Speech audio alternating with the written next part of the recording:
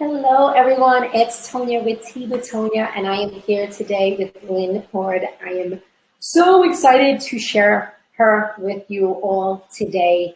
Again, and just to go with the theme of what we do with Tea with Tonia, it is an opportunity to share the stories of extraordinary people in everyday life. Part of what I've recognized along my journey, especially when I opened up my own business, is that I was meeting such extraordinary people with amazing stories. As I feel like when I turn on the news, or the news in general just has such a negative message. And so doing these interviews is a way for me to just put out really inspirational and positive stories, but it's also a way to share and celebrate the journeys of our lives and know that, pain is a part of it, but joy is also a part. So there's nothing better than hearing a story of someone else to realize that you're not alone in what it is that you're doing. And today, again, I have Lynn, and her and I met through a mutual friend, Nicola, who told me about a collective that she runs that is called the Joy Jam. And once I heard that, I kind of lost my shit. Like really, really lost it, because I could not believe that there was a group that just literally came together on the basis of a joy. And then, Lynn, you're also a joy coach. And that's exactly what you do. And part of what I do with money is to bring people to the essence of joy, and why I came on to your collective group to start talking about money and explaining my methodology. And so, yeah, we met virtually. And then when I was in England, I was able to come and join you at one of your Joy Jam collectives, which was absolutely incredible. And the women in there were absolutely amazing. So, yeah, kind of kismet how we met. And then we're just connected by joy. And so I would just like for you to, no one's going to do it better than you, just to introduce yourself, who you are, where you're from, what you do, and then what mug you brought to Tea with Tonia today. Well, it is a joy to be here. So thank you for the invitation to come and play with you on this Facebook Live. It's very cool. And just to say, it was the best thing when we were connected through Nicola, because, we were just like, you're enjoying, I'm enjoying, you're enjoying, I'm enjoying. And as we talked about before, our little kids, like our little girls came out and we played, like, oh, can we play together? It's going to be great, Yeah. So it was the best thing. And then also to get to meet you in person, it was the coolest thing ever, because we literally, guys, danced. Like we were at a workshop together, and we were just here like dancing, because, her little kid makes my little kid want to dance. So it was very cool. So I am the Joy Coach. I've been doing this for about, I think, 5 or 6 years now. And I live in just outside London in the UK. I am Australian originally. That's where a lot of my family still lives. That's where I grew up. But I have spent most of my adult life traveling around the world, living in other countries, because I'm a bit of a travel lover. That's one of the things that brings me a lot of joy. Yeah, I know you too, definitely. So the reason that, I think joy is incredibly powerful, incredibly transformative. So it doesn't matter whether you're looking to, lead an extraordinary life, have an extraordinary relationship, have a business that you love and enjoy every day. My route, and what I kind of talk about, is that you focus on prioritizing joy in whatever it is.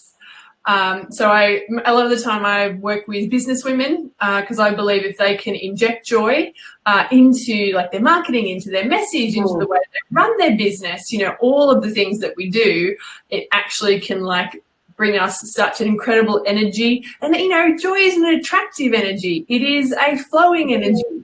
So many things. So it just makes me excited to talk about it, as you can see, because it is so powerful. So that, in a nutshell, is what I do. I'm sure we'll talk about more. Yeah. And then shall I share my mug? Yes, please. So this mug, every single morning, I'm a big coffee fan. It's also a thing that brings me great joy. Seriously, I love coffee so much. Australians are known to be coffee snobs because we have an excellent coffee culture. I did not know that. Fun fact. Yeah, it's a fun fact. So every morning, if I'm not going out to my local cafes, I will have a coffee at home, and it's always in this mug. So on this side of the mug, which I'll show you first, is the Loch Ness monster. So this mug is from Edinburgh. I bought it in Edinburgh Castle years and years ago now. And then on the other side, wait, there's more. On the other side, we have, that's a hairy cow or hairy cow. I like to say it. Here we go. We can see that there you go. Isn't that great? That's so cool. I love it. It makes me happy. I love them. It's the little things. And then, yeah, I have with me my mug from a friend of mine is from Montenegro. I have not gone there yet. It is on the list, but this is a new edition that she gave me when she went. So I'm like, I'm bringing this today. So also, like you said, part of like traveling is a joy thing. And that's why, like, you know, the mug brings me joy. So it's just, again, more things about joy and what brings joy. And that's why I really do love having you here, because it's like a little girls know inside. They're like, oh, someone else who knows how to play. I'm so excited. And then they just get to play together. So it's super excited to have that. But part of what I like to talk about first is our journeys, because I feel like a lot of times the end result always gets highlighted, or on TV, right? We always get celebrated when we reach that end point, and it's not about, you know, the destination. It's all about the journey. So one of the things that I ask people is, along your journey, what was the pain points in your life that had you, or that was standing in the way for you to live a life that's your dream life, or, you know, one that connects you to your joy and makes your heart sing? That's a great question, and I love that we're talking about the journey, because I'll be very frank, I'm still a work in progress. One of the reasons I feel like joy is my life's work, like, you know, helping myself experience more joy, helping up, and through that, you know, sharing, you know, how I do it so that other people can do it. And I think and I've thought about this a lot, so I think that one of the reasons that the universe has chosen me to be, you know, a person sharing joy is because it didn't necessarily come easy to me. I still have to work at it. You know, I did not grow up as a joyful person. I was just reflecting this morning that, like, man, I was like this most serious person you could have ever imagined. And I don't even think I thought about or acknowledged or considered the word joy until I was in my late 20s, early 30s, when I had one of my epiphany moments. And I was like, ooh, that's a thing. I've got to look into that. So, you know, and I think when I was younger, one of the reasons that I truly believe that we're supposed to enjoy life. We're supposed to really enjoy life way more than we do. And I remember when I was younger thinking to myself, oh, this can't be it. You know, this can't be all there is in life. You know, at the time I had a good job, good home, you know, great boyfriend. You know, I had lots of the things that, you know, we strive for, but I still felt quite empty, and I felt like life was a bit meaningless. And I was like, I really honestly didn't know what was going on. I was like, I don't get it. Like, what else is there? Well, what else is there? Joy, and actually enjoying. But it's the embodiment of joy, feeling joy, which I think a lot of us have blocks to, because it is still something, like, as a greater society, we're learning to go, we can have joy now. And that is one of the things that I find, you know, and that's for me. I'm just like, right, so if I'm going to have more joy in my life now, what am I doing? Like, what am I prioritizing? You know, it can be very practical. So it is really, so that was kind of in terms of my journey. And as I say, I'm still on the path. Yeah. But it was that, you know, those moments of realizing there's got to be more. And so I kind of sought it. I've been seeking. And then I did discover this. I had this really incredible moment of bliss and joy. I was just sitting at my desk. It was really extraordinary. And I was like, what is that? Literally, it rushed through my body. Oh, it was amazing. And I was like, what is that? What is that? Oh my gosh. And because at that time I'd never experienced something like that before. And I remember thinking to myself, what's caused me to feel good today? So I was looking at things outside of myself, and eventually I stopped and realized, wow, that wasn't caused by anything outside of me. That was just a spontaneous bubbling of joy on the inside. I'm getting all the tingles now. So I was like, yeah, like it was and so that was kind of the real beginning of my like honing in on, you know, joy and how do I experience that again? Like what brings me joy? So it's and I'm still on the journey. I still have to remind myself regularly, you know, to focus on it. Yep. And I think that that's like several things that you said that was so just like I want to highlight again, especially the one of, and I find like the same thing, joy was a future destination. Yes. Right? Like joy was the thing that you had at retirement, or joy was the thing that you got to have on vacation. It was always, like you said, something outside of you. But in reality, it's like, no, that's not the case. Like joy isn't outside of anything. They're all experiences, but it exists within us. And so being able to give ourselves permission to start playing with that energy or experimenting and finding out how do we get that feeling? But we have to give ourselves the time to do that. I feel like people make themselves wrong at times because they don't experience joy. They're like, well, I just don't have it. And I love that you said it. It's not this natural thing that comes through. You have to work at it every day. And it's not just like this bubbly thing. It's something I have to work at every day, but that's why I surround myself with mugs and pen and things that reminds me of that I could play with. So I don't know if you want to talk about more of now how you realize, right, like you're the joy coach, but then for the beginning years of your life, you weren't even smiling or experiencing joy. If you could now just talk about a little bit more now of how you developed your joy or figured out now that you were going to be, right, like a joy coach, because that's something that you hear every day. So a little bit more of like the evolution of that and the journey to get to that place. Absolutely. So do you know the fun thing, we'll see what you guys think. The fun thing about joy is it's actually quite simple, but it doesn't mean it's easy.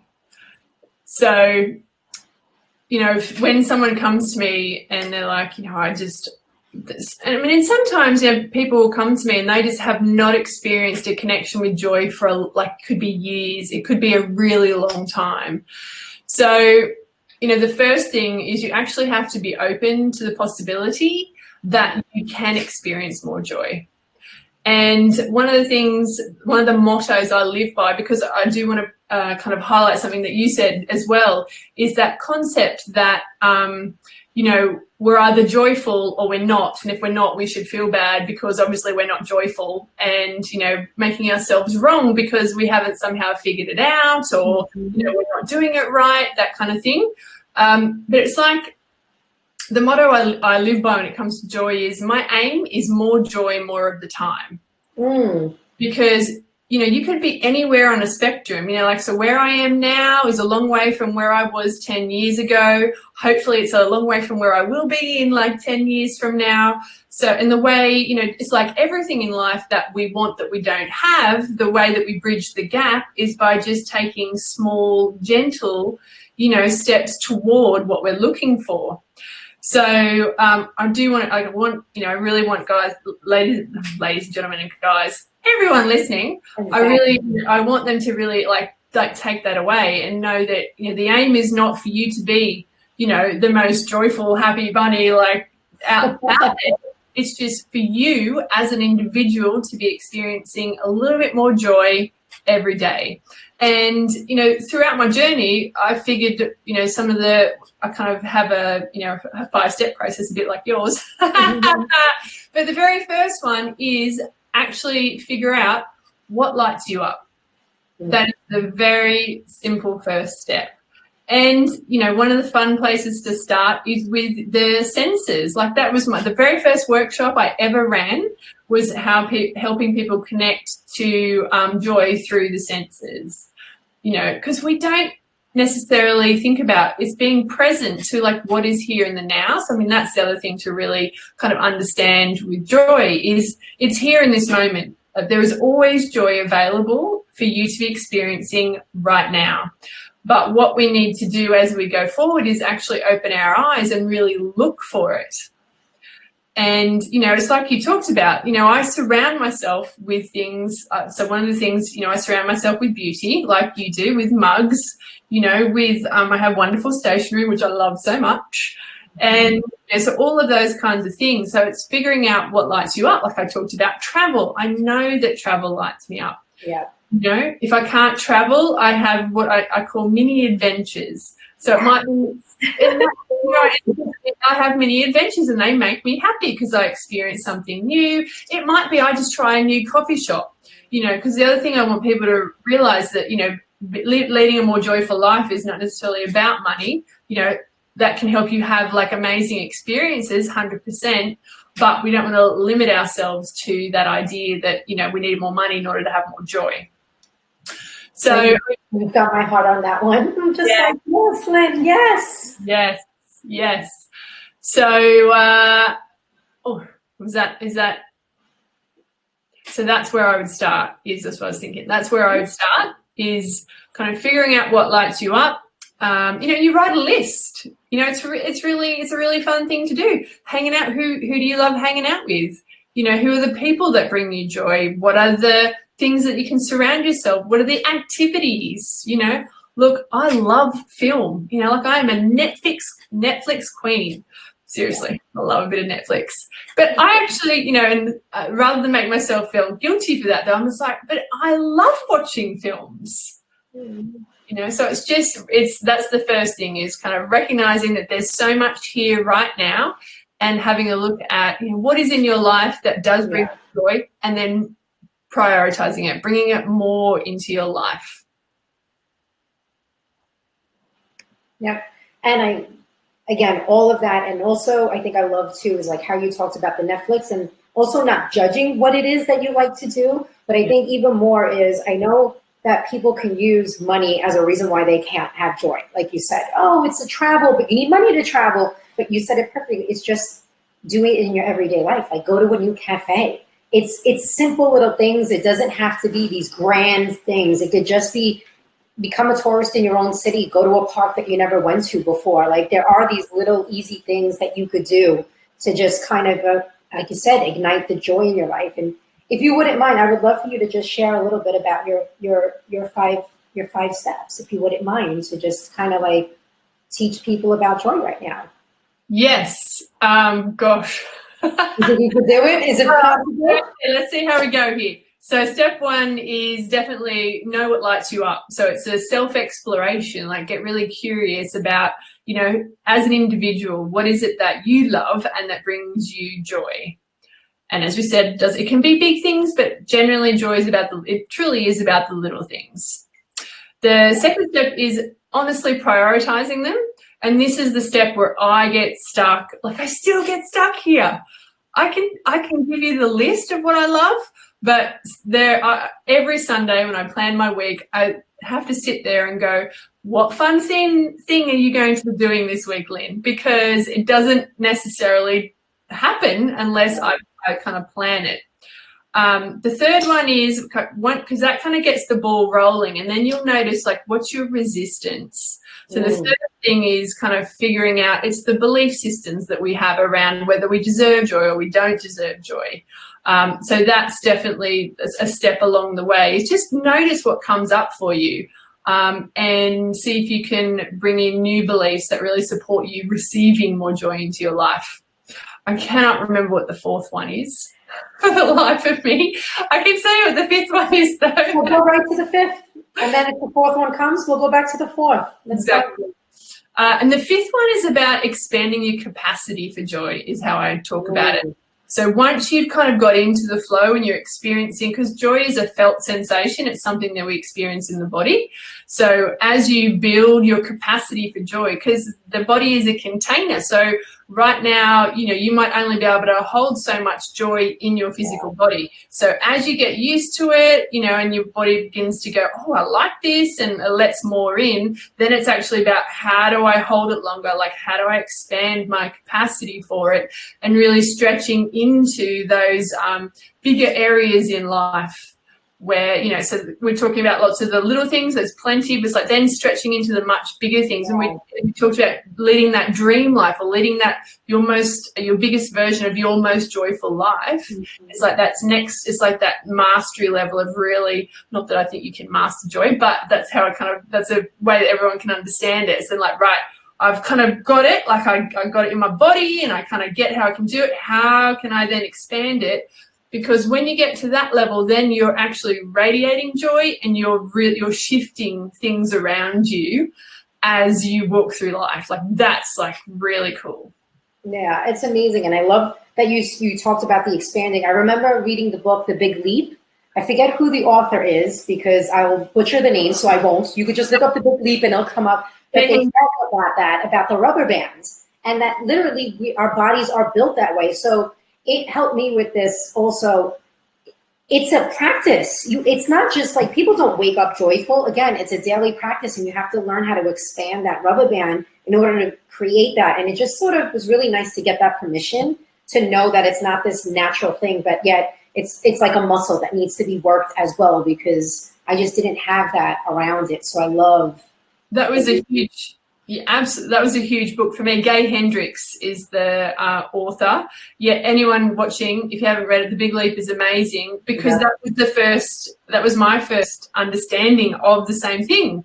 And one of the other ways you can talk about it is like we're all born, or so our earlier life kind of gives us a thermostat setting, what happens though is, so if you can handle, say I can handle joy up to my shoulders, so my thermostat is set to my shoulders. If I then experience joy above that, my subconscious will go, oh, Mayday, there's a problem, it's too hot up in here. And then it will do something or create something in your experience to bring that back down. So, and that's in that third step is like knowing like what is that for you as well. What are the things that you might do to go, oh, that's too much joy, I can't handle it, which is a good problem to have. But in terms of continuing to expand, we want to know like what's our resistance, what's our set point, so that we can then, grow that capacity. Yeah, but I love that you just said that, right? Because I think that that's a misconception that people have, that like, what's wrong with me that I can't experience high levels of joy? Mm-hmm. And it's not. It's just that the threshold was too high. Your body doesn't know that if joy is good. It just knows that it's above the capacity that it could hold. Yeah. So it sabotages in a way. That's how it snaps it back. So I think it's so important that you just explain that, because it's also to know like you're not broken. There's nothing wrong with you. You can't not experience high levels of joy. It's just, again, the rubber band needs to learn how to expand, and that's a gradual process that ends up happening. So yeah, because it's not a linear journey. And also to like share with people, like actually just this morning, I woke up today feeling great. And I've just gone through a long period of ill health. And although I've had some positive moments, it's kind of coming back. And so I actually woke up this morning, I was feeling great, but I could also feel that hasn't been something that I felt for quite a while. So I'm just like, oh, there's also at the edges that uncomfortable feeling. Yeah. So just to make it normal, that's what I want to share that. So it's very normal, guys, for this to be the case. So you can like expand, contract, hopefully you keep going expanding, but that's life. Expansion, contraction, expansion, contraction. Yeah, it's a roller coaster. And then this is another one why, and it ties into everything, is also that I like to ask is like, what was the money story that you had that sort of was also standing in your way of leading, the life that you wanted? I know that that's a big one for people when wanting to step into even their joy. It doesn't even have to be their life, but stepping into the joy. What's a money story that you had to overcome or reframe? Definitely. Like most self-employed people, I've had to value, like knowing my own value, but also recognizing my value is separate from, how I'm operating in my business. So that's definitely one. I've had all of them. Like you could list them all. I'm still, and I'm still working on versions of. Me too. This is when I realized it's always a journey. It's like you said, you get to the next level. There's a whole bunch of beliefs that come through, but even just sharing that one is a huge one. And I feel like it's something that holds people on to not taking the leap into it, because we're so attached to our worth being something outside of us, like our job, being a parent, being all these things, even how much money we make. And our worth has absolutely nothing to do with that. And money doesn't equate into our worth. It has nothing to do with that at all. I really had to unpick that one, though. That concept of how much we earn is not a reflection of our worth and value and what else we deserve in our life. Mm-hmm. And that was a really tough one. I felt really stuck in that one for quite a long time. And, there was a lot of failure attached to it. So I kind of got into a bit of a cycle. It's like, I'm not making as much money as I like. I feel like a failure. And then it would just go back around. I felt like I was in this cycle in my head. And oddly, I had to stop working for a year in order to really kind of face that one and break it down and like release it out. Mm-hmm. So, so it is a big one. And anyway, I definitely put my hand up for that one, and the whole value piece. And it's fascinating. We'd have a whole other conversation on that. Yeah, and I love that you share that too. It's also I've experienced the same thing, and I feel like it's something that happens when we make that turn into, and I feel it happens a lot with entrepreneurs because you earn money differently, and it's kind of hard to separate your business from yourself and realizing like one is not attached to another. And the same thing, I had to like pull back for a while and kind of just let go of the belief of money to realize I was like, oh shit, and I do this stuff, and I have like a money intelligence that I have and everything else. And still, I'm like, oh my God, I can't believe how much it's out there to equate my self-worth with a dollar amount. And it's not true. And even though I knew that, my body did it. And it's still, I had to talk myself through it to be like, that doesn't mean that what I'm doing is not valued just because the value isn't coming in that way. It's totally changing my whole mindset around that. But it's like you said, though, it's starting to just be gentle. I think the way to overcome that is to just start recognizing like one has nothing to do with the other. Just like joy isn't created by an outside experience, neither is our self-worth, and money, it doesn't equate to our self-worth. And just learning how to, well, what I always say is money is just a tool. It's nothing more. It's just like a thermostat, same thing. It's just a tool for us to use, nothing more, nothing less. So thank you. It's great. And you're right. It's that whole reframing and really understanding what your emotional reaction is to money. I still, like this morning, I was, I'm still learning about, that relationship for myself. And, but it was great. So I had a real, I kind of really was able to reframe something, this morning. And it's an ongoing process, isn't it? It's like, everything, we're still, it's the reframing, it's constantly looking at like, where am I stuck and what am I believing or misbelieving here? Yeah, absolutely. And I know that's something that I've started to use, and it's going to be my next question to you too, is like, I started to find the more I play, the more the flow of money comes to me. And so what I want to ask you is like, what are ways that you experience joy in your life? I know that you had, since you're a joy coach, you tapped into that, but what are like your go-tos? I know you said travel, but what are the little ways that you just find joy when needing to be reminded of that or tap into? Cake. Yes. Oh dear. Sorry. Yeah, cake. I am now surrounded, like I've got amazing friends, and I do experience a lot of joy through my social network. And I do a lot of, let's see, it's really interesting. The reason I'm stumped is because it's a question that I'm revisiting. So I'll share, I'm only a couple of months out from finishing cancer treatment. So after a year of, having cancer treatment, obviously that was quite a difficult journey. So although I did definitely keep looking for joy, there was a lot of hardship during that time. So now, I wrote a post the other day actually saying, I'm like, oh, wow, I have to, remember and reconnect with the things, that bring me joy. So it is like, I love a bit of origami. I love writing. I love doing creative things like collage and stuff like that. As well as travel and trying, and which I've been very lucky to have been away twice recently, which is so awesome. Italy and Portugal. Yes.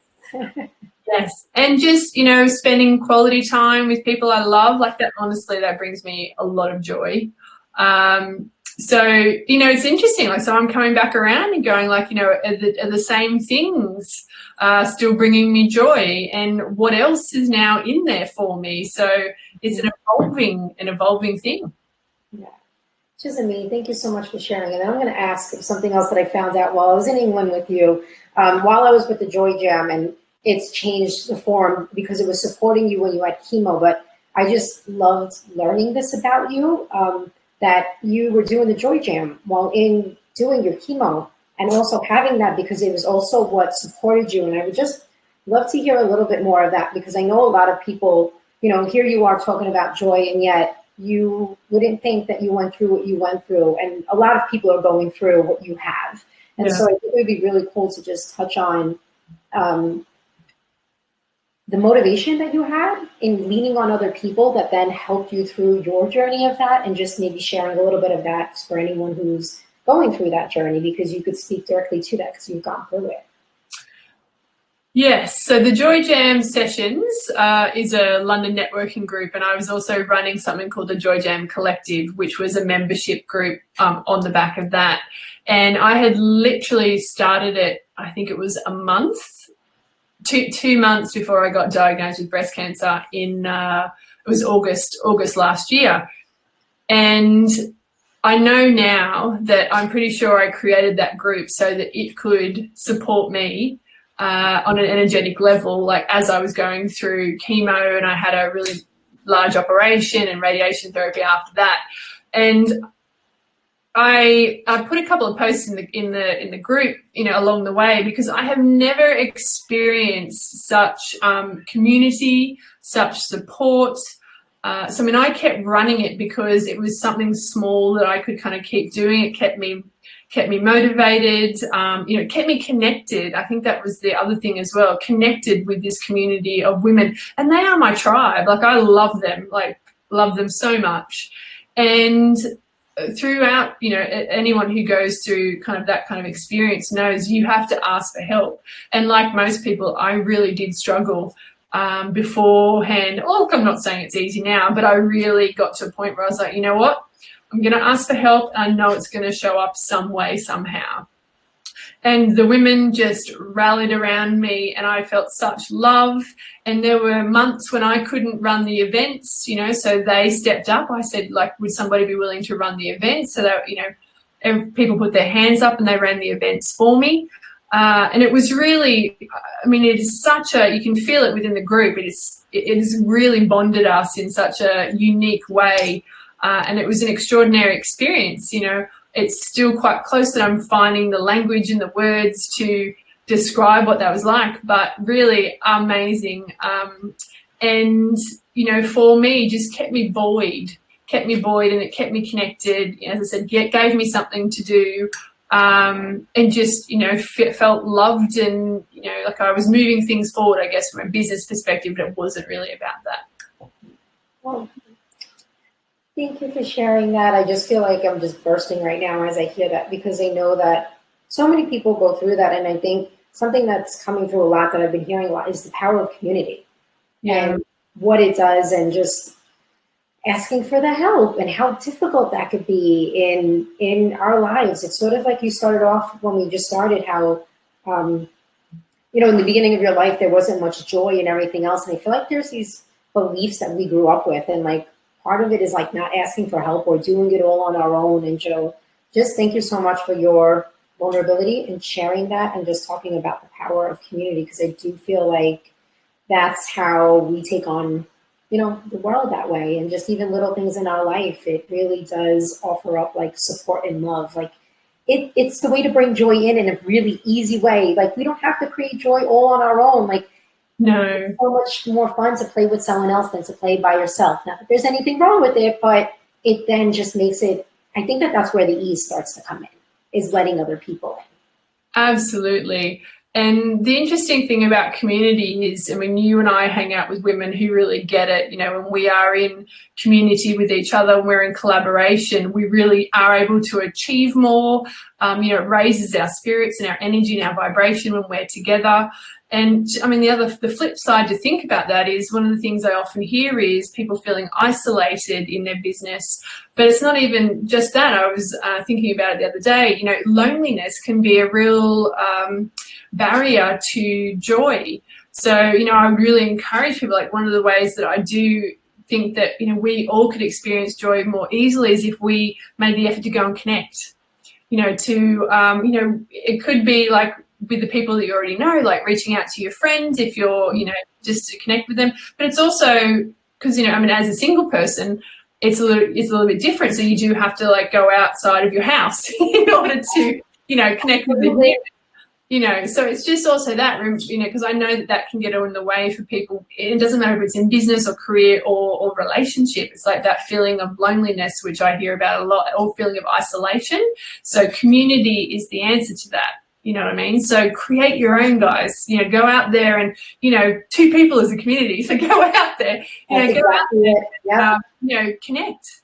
Yeah, absolutely. And so I always like to end and just wrap it up with, you know, a wisdom point where right now we see the journey. So what's a tool or a message that you would like to share with people to just support them along in their journeys, or something you would have loved to tell yourself while you were going through your journey? The motto I shared is a really big one. It gives people the permission. So it's the, you know, aim for more joy more of the time. Not for, like, I'm the happy bunny, but just more joy more of the time. So that's definitely one I'd encourage people to adopt. And the other one is definitely look at, you know, that the number one in that 5-step, although we missed the 4, that, you know, what is it? Do you actually know what lights you up? You know, and the other thing is, I'm a practical Aussie girl, so it's really plan joy into your life. Yes. It doesn't just happen spontaneously for quite some time. You honestly have to go sit down like I do on a Sunday night and go, right, what fun thing am I going to be doing for myself this week?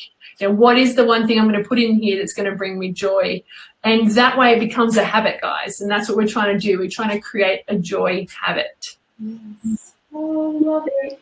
Thank you so much. And don't worry, I'm going to be sharing your website so that if people want to learn more and the fourth of the process, they could find that out, go onto your website, reach out to you to just find out more if they want to. But this was absolutely amazing. I know that when I've met you, my soul knew I wanted to play with yours, and it just felt so good to also have someone who knew how to play and knew that it actually, we shared this once where it takes going through life's pain and then laughing at it like, are you effing kidding me? And then turning on the fun. Like, it's a turn on thing. It's something you have to work at, and noticing that you knew how to do that, especially with all you've gone through. But it's simple, but it's not easy. It's a practice. And to just know that there was someone else who loathed the practice and does it. And yeah, it's a hard choice to make, but it's so freaking worth it. And my little girl loves playing with yours. And I just think your story is so amazing, that the work you're doing is so amazing. So thank you again for just coming on and sharing yourself with everyone in your journey and your vulnerability. My absolute pleasure. And yes, my little girl loves to play with yours too. So I hope to come back over to London again sometime soon, or I see you over in the And for anyone who is watching, I will share Lynn's information so that you could check out more about her and find out more how you could ignite joy in your life and get some easy tips in starting to do that. And thank you all for your time, and thank you for joining us today. And thank you, Lynn. And everyone, just enjoy the rest of your day. Thanks, guys. Bye for now. Bye.